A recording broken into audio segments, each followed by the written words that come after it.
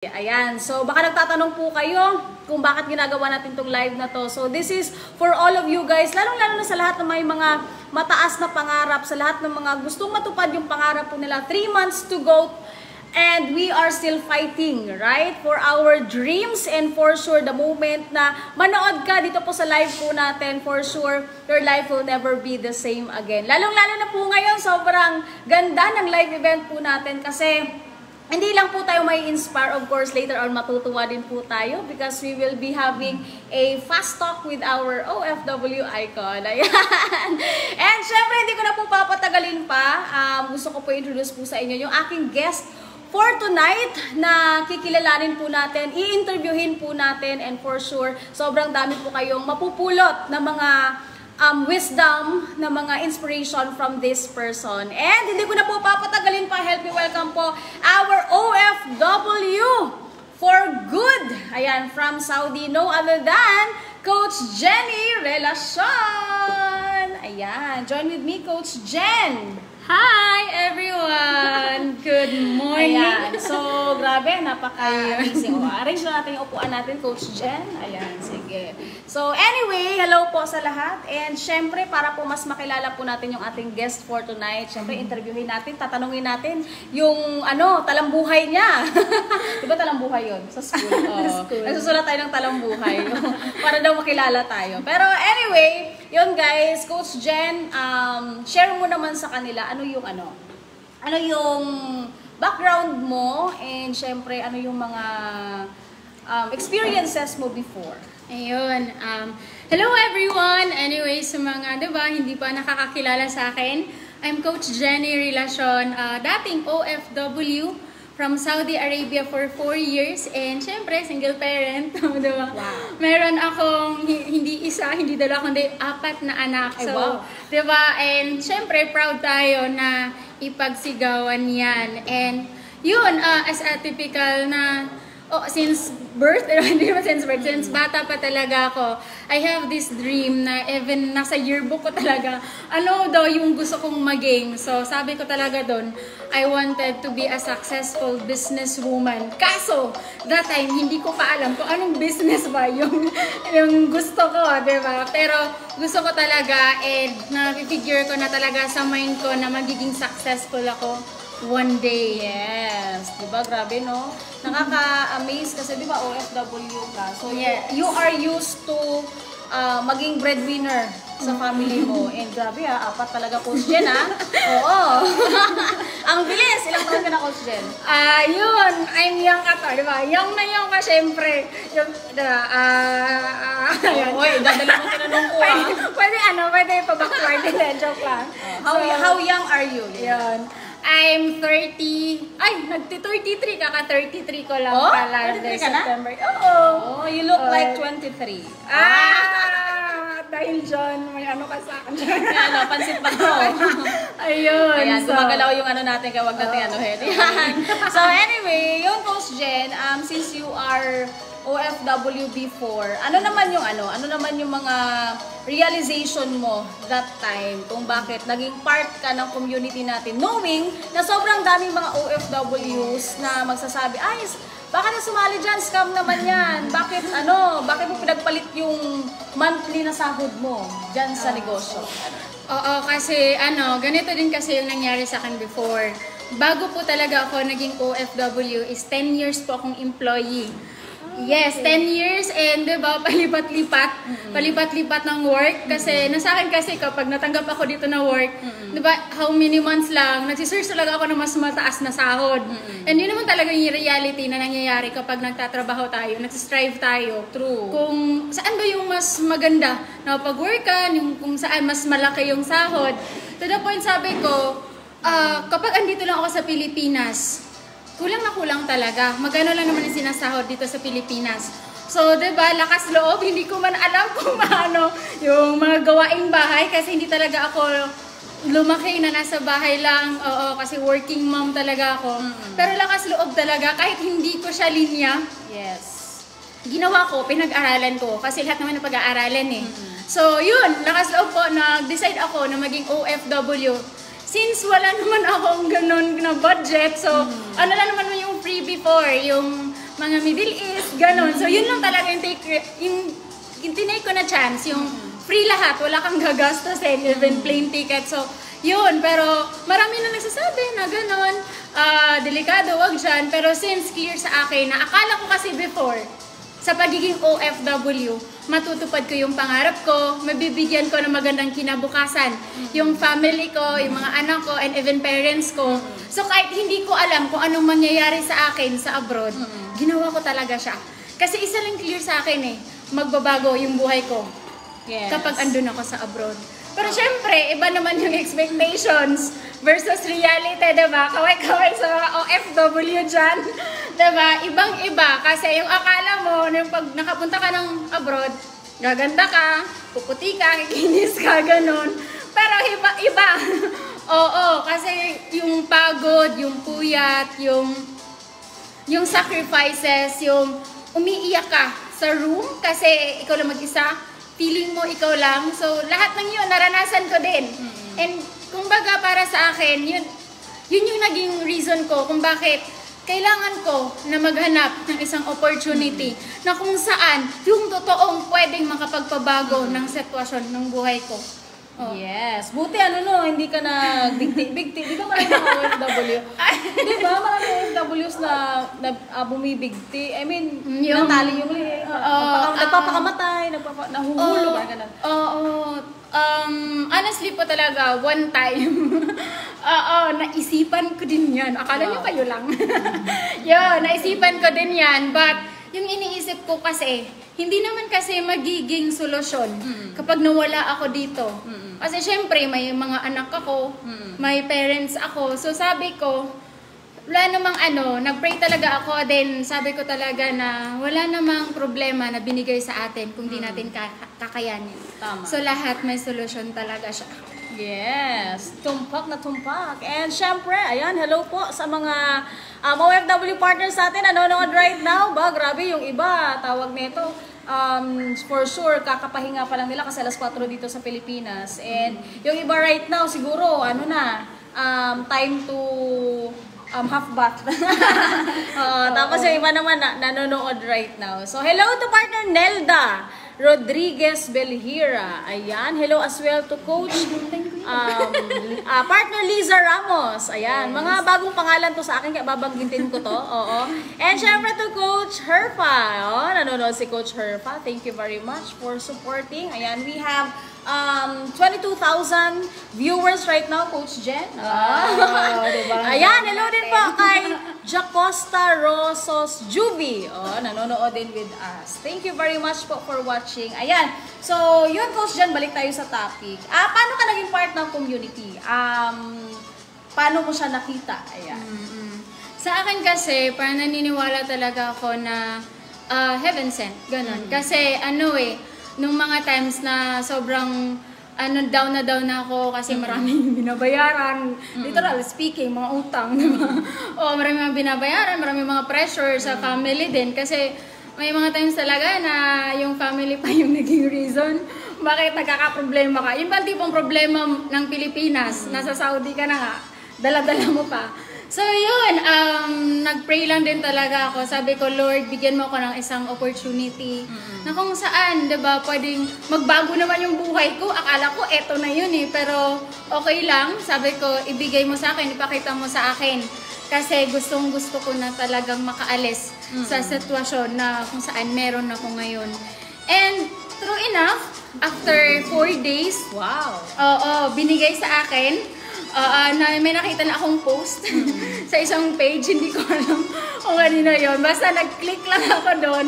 Then sabi ko, how po? Alam ko talaga, how po? Then yun, hanggang sa ang bilis ng pangyayari, biglang nag-kausap kami sa messenger ng coach ko. And yun din talaga yung reason na nakilala ko ulit itong company natin. Kasi way back before, ang dami na ding mga nag-offer sa akin na ganito. Yun lang din, parang hindi ako ganun ka-confident. Oo, kasi syempre, di ba, dito na may ano talaga, may puhunan. Pero ako kasi yung tipo ng tao before na kapag may puhunan, ay hindi yan para sa akin. Ganun yung mindset ko before. Yung speaking of puhunan, Coach Jen, paano mo siya, di ba kasi mostly pag OFWs, pinapadala lahat sa Pilipinas, parang tawag nito, wala nang naiiwan, hindi na nakaipon. So, paano ka nakapag-join dito sa platform natin? Anong ginawa mong paraan? Eto, good news kasi, yun nga, kung ikaw isa kang OFW na, diba, wala ka naiipon kahit 100 yun lang. Kasi lahat pinapadala mo sa Pilipinas. Ako that time din, same lang tayo. Walang-wala din talaga ako to the point na, diba, kahit internet, hindi ako libre. So, ako'y naglo-load. So, ang buwan-buwan yun? Oo, every month. So, gumagastos ako ng around 150 SR every month. Ano yung SR ko siya? Saudi Riyal. So, oo. Tinatanong ko para alamin talagang OFW to. 150 SR. So, mga 1 month na siya unlimited. Pero, yun din, na ko din, sabi ko, ang laki naman yun. Sabi ko ganun. And, yan, syempre, normal kapag OFW yung anuhan mo talaga ng ganyang puhunan, sasabihin malaki. Pero ang sabi ko kasi, tiningnan ko kasi na, eto yung magiging kapalit. Sobrang swerte ko pala, sobra pa yung makukuha ko dun sa ipupuhunan ko. Kaya naglakas loob talaga ako. Oo. Naglakas loob akong mag-advance sa amo ko. Advance. And good news, di ba? Since napakabait ng amo ko, good news, hindi pa ako pina-advance. Hindi ako pina-advance. Anong ginawa ko? Since gustong-gusto ko, and shinare ko ito that time sa may partner pa ako that time, sa papa ng anak ko. Good news din, ayaw din niya. Galit na galit. Sabi niya talaga, scam lang yan. Yung ipapadala mo dyan sa negosyo-negosyo na yun, padala mo na lang sa amin. Diba, mabibili pa namin yan ng ganito, ganyan. Ang dami niyang sinasabi. Hindi na talaga ako nagpapigil. So kumbaga, before ka nag-join dito, may partner ka pa? Oo. Nung nag-join ka na, wala na? Yung nag-join ako, ayun, sa makabilang tsinelas. Oo, mabait yun eh. Oo, mabait yun. So makabilang tsinelas. So, ako naman, since mabait din ako, okay, go. Parang ganon. Nagparaya ka? Oo, okay naman. Siyempre, ako, alam ko na, kaya ko na eh. Kasi, diba? So, ayun, ang ginawa ko lang din talaga, sinacrifice ko yung 2 months na sahod ko. Wow. Oo, 2 months na sahod ko, hindi ako nagpadala dun sa partner ko. Doon ako nagpadala yung sa parents ko, and yung enough lang talaga sa anak ko. Sabi ko na lang sa partner ko, by this time naman, ikaw naman yung magtoka dyan sa mga gastusin nyo. Pero hindi niya alam na yung parents ko, yung mama ko yung nakaano talaga. So, alam ko na andun pa rin sa anak ko.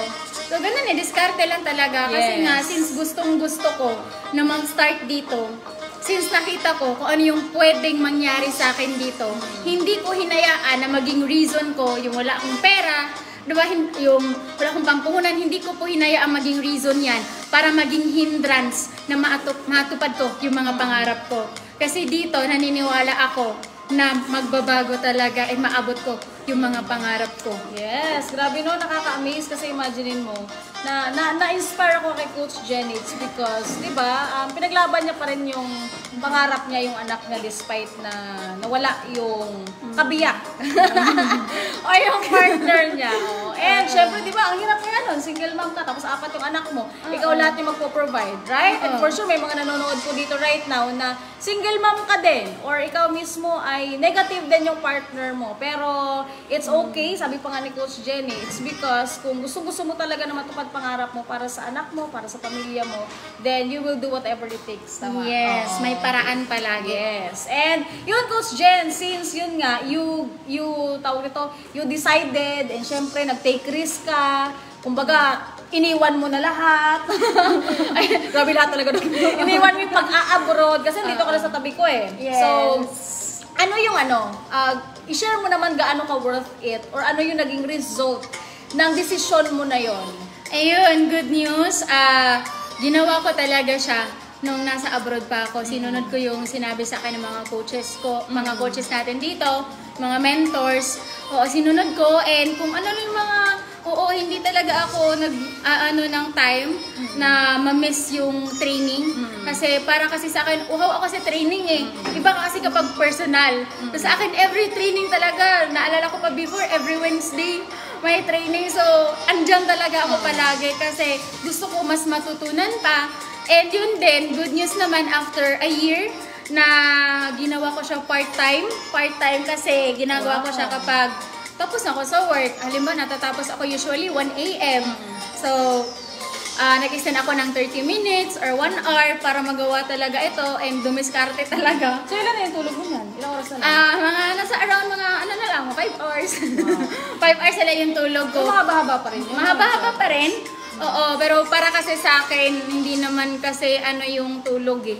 Kasi kapag pangarap, hindi mo tinutulugan yan. Oo, kaya part-timer ako, pero utak po ako na full-timer and even before, nung online pa. Isa din ako sa mga na-awardan dito sa community natin, diba? Dito sa team natin as top direct master. Kasi, ibiruin mo, in 1 month, nakapag-direct ako 3, 4, ganun. So, talaga, it's about mindset talaga. Oo, may time. Grabe, part-time ka pa niya. Oo, part-time.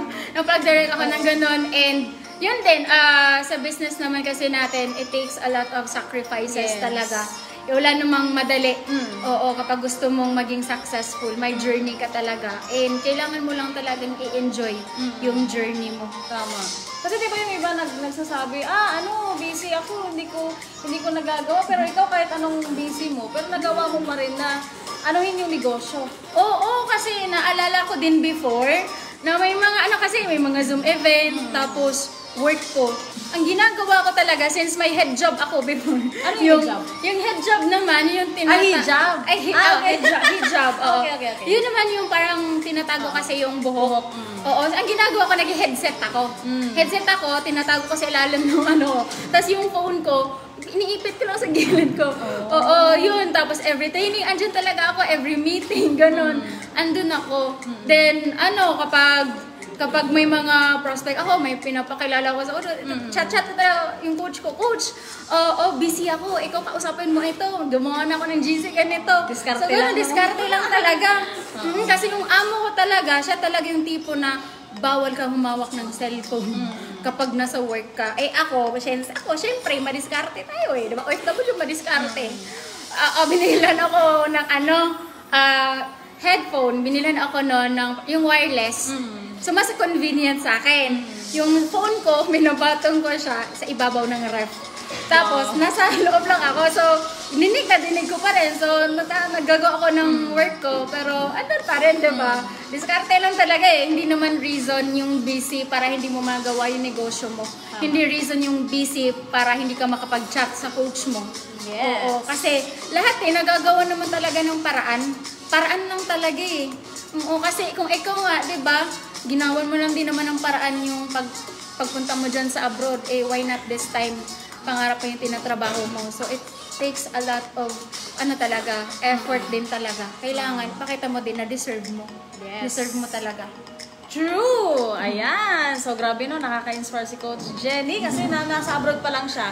Very productive na talaga siya. So, ibig sabihin, kahit gano'n tayo ka-busy, kung gusto may paraan. So, yung iba pa, napapalitan ko yung iba, Coach Jenny, nagtatago sa CR.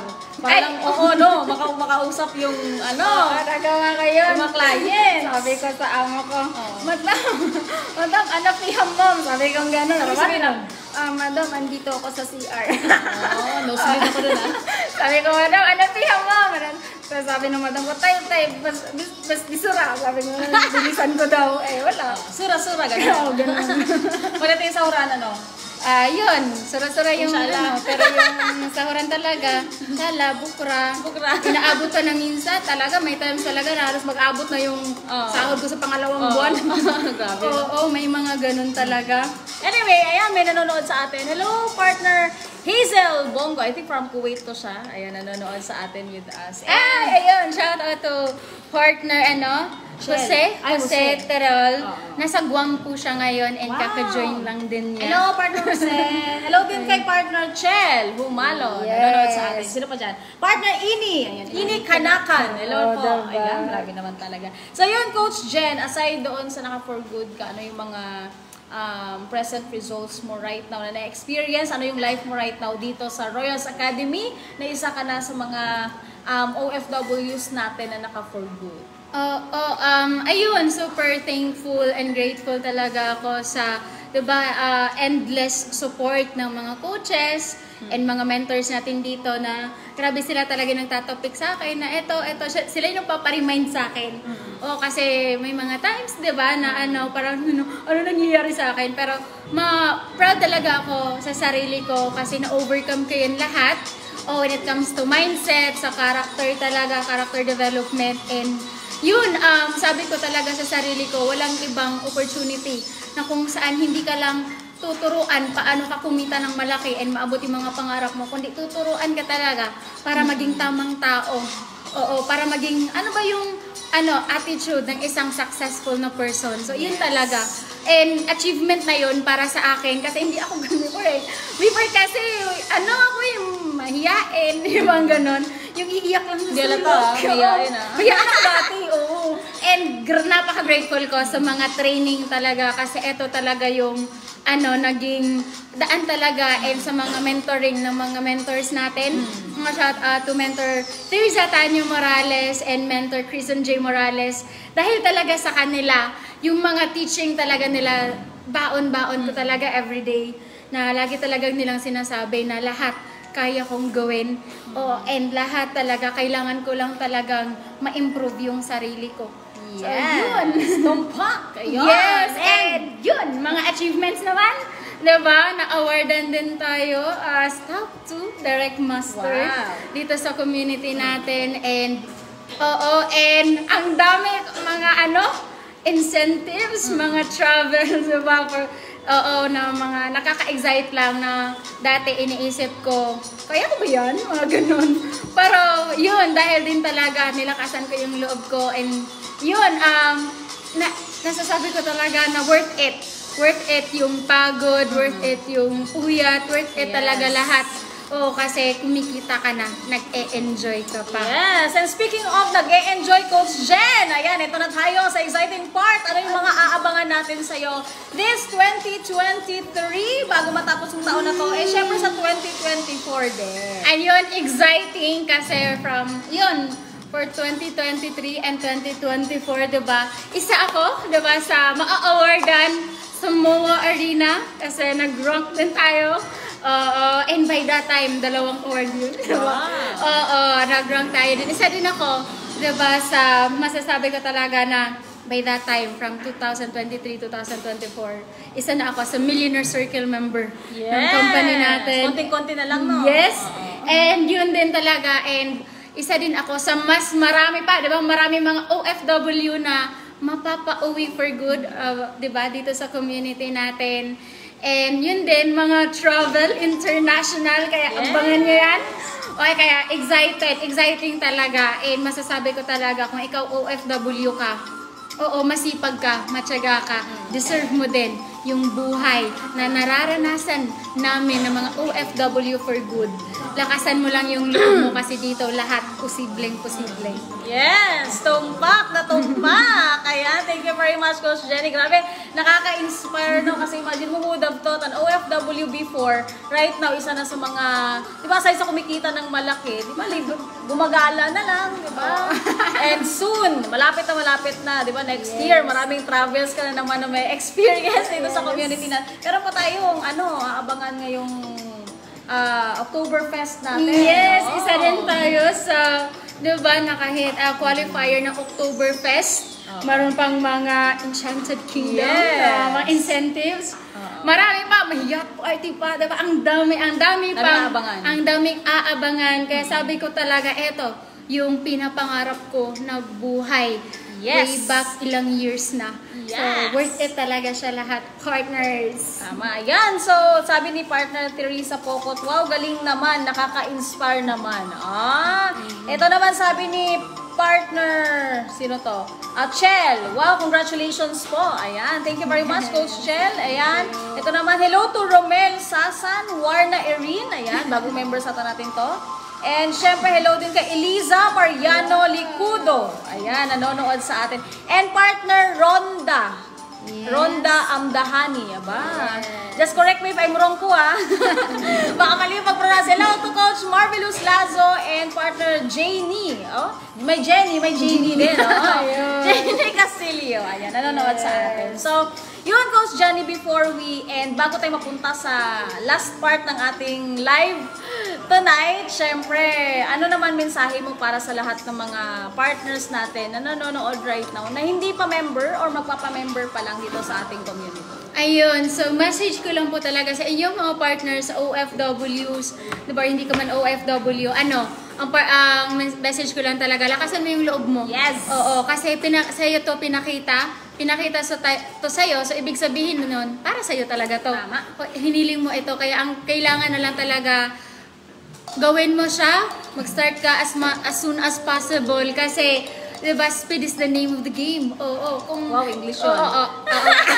So, kung gaano ka kabilis umaksyon, ganun din kabilis yung resulta mo dito. Yes. Kailangan mo lang lakasan yung loob mo. Kasi isipin mo, kahit sabihin natin, abutin ka pa ng 30 years sa pag-abroad, wala pa rin mangyayari.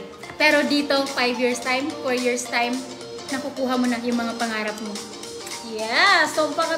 Kaya thank you very much, Coach Jen. And syempre, tulad nga ng sabi ko kanina, guys, before we end, meron lang akong itatanong kay Coach Jen. Mabilisan lang to, Coach Jen, ha? Magpabilisang tanong, mabilisang sagot. Kasi sabi mo kanina, speed is the name of the game. So, dapat, isang tanong, isang sagot lang to. Sige. O kasi kanina puro tayo seryoso, ngayon naman katuwaan lang. Yes! Ito, Coach Jenny, 5 tanong lang to, Coach Jenny, before we leave sa ating live event for tonight. Kasi alam natin, pagod na pagod yung mga OFW partners natin. And alam ko, ang dami sa kanila na, di ba, hindi pa nakaka-uwi and marami sa kanila is nasa abroad talaga. Pero yung iba kasama yung family. May yung mga... kasama yung partner, kasama yung mga anak. Pero mostly talaga is malayo sa family. So, yun, mga partners, bago kayo matulog, bago kayo umalis dito sa live event po natin, syempre tatanungin muna natin si Coach Jen ng 5 tanong, fast talk lang to. Ready ka na ba, Coach Jenny? Inhale mo na, inhale. Parang kinakabahan ako dyan. Sige, ito, Coach Jenny. First question, lights on, lights off. Lights up? Wala. Lights off. Lights up pa! Wag ka na mag-explain. Yun. Depende na yun kung ano isipin mo. Ito. Payat na mahaba or mataba na maiksi? Diyos na yari mo yan. Second one? Ano yun? Tawang-tawa siya guys. Ano pala yung pangalawa? Kasi mas kapag saging kasi, mas maganda yung, siya, okay lang Yung saba. maliit. Okay din siya maliit, pero, naman mataba? siya. Mataba, ganun. Nag-explain siya guys. So, ano naman ako sinabi? Sige! Ayan, ito. Next. Patayo, pahiga. Pahiga, syempre. Pahiga. Bakit? Ay, joke lang. Huwag ka nang muna sumagot. Ayan, ito. Masipag pero mahirap or tamad pero mayaman? Napusa! Napapusa! Pero mahirap? Masipag pero mahirap. O tamad pero mayaman. May ganun ba? Masipag. Kasi, basta masipag, lamang pa din ang masipag. Bakit? Bakit? Kasi kapag masipag ka, kapag may ginusto kang bagay, makukuha at makukuha mo. Iba man talaga. Kasi kapag tamad, Pag tamad, wala din. Kahit mayaman ka pa, maubos yung pera mo. Ganun pala yun. Ayan, so thank you very much, Coach Jenny, for the fast talk. Grabe, nakaka-inspire yung kwento mo. And for sure, sobrang dami po kayong aabangan kay Coach Jenny. And sobrang dami pa po kayong kwento na aabangan dito po sa BFEJ. Kaya, just stay tuned. And sa lahat po ng mga hindi pa members, balikan mo po yung coach mo na nagpapasok sa'yo dito kasi may good news po siya para sa inyo. And of course, once again, I'm Coach May Arita Bosares, happy to serve the community. And once again, iiwanan ko lang po kayo ng isang quote na parating ko sinasabi, even sa Zoom events po natin, that just believe in yourself and you will be unstoppable. Yes, God bless everyone. Bye-bye! Bye!